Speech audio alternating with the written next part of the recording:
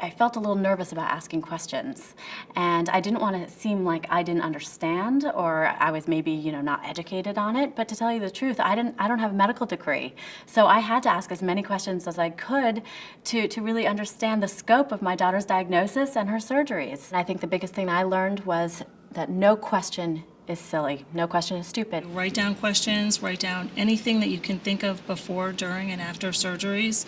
Writing down doctors' names. You can even say to your doctor, I don't have any questions at this time, but can I have your email address or can I have your phone number? So how can I contact you when I do have a question? Or can I contact the fellow or the resident and ask them the questions?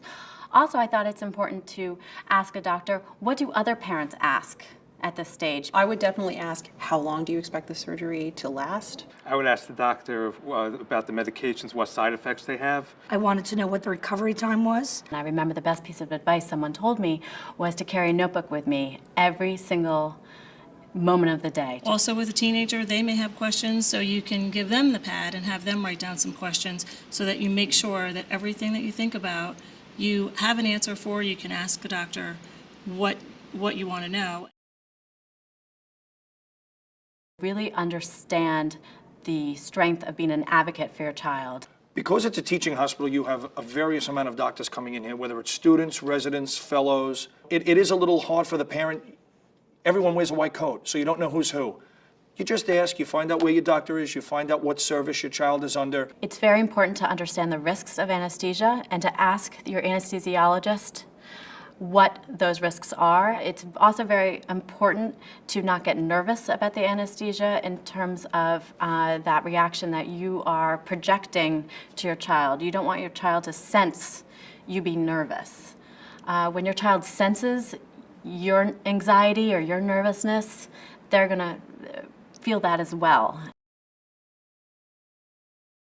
I would recommend bringing for your child items which he recognizes, which he's secure, such as I brought for Rafi his duck with a pacifier attached to it. So we actually taped pictures of our family around her crib in the hospital so she could see familiar faces all the time. Great advice for a teenager is to bring things with them. They're definitely going to wait while they're there. During different parts of the process, there's a waiting time. So if they can bring a book or an iPod or a handheld game, anything to keep them occupied. So I got her a DVD player with all of her shows, and I brought that to the hospital with her, and that's what she did. She sat back in bed and watched her favorite shows until she felt better and we could go home.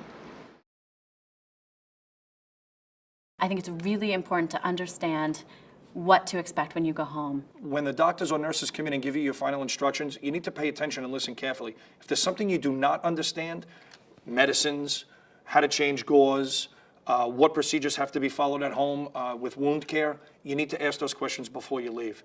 Many, many, many times parents leave because they're so energetic in leaving and they don't really follow the directions and they wind up calling the service the next day because they're not sure. It's also very important to understand the symptoms to look for. When would you might need to call your doctor and say, I'm concerned. My daughter has a fever. When do you call the doctor to come back in for an appointment? Just take your time. You're only an hour away or 2 hours away from leaving. Make sure you get all your questions answered.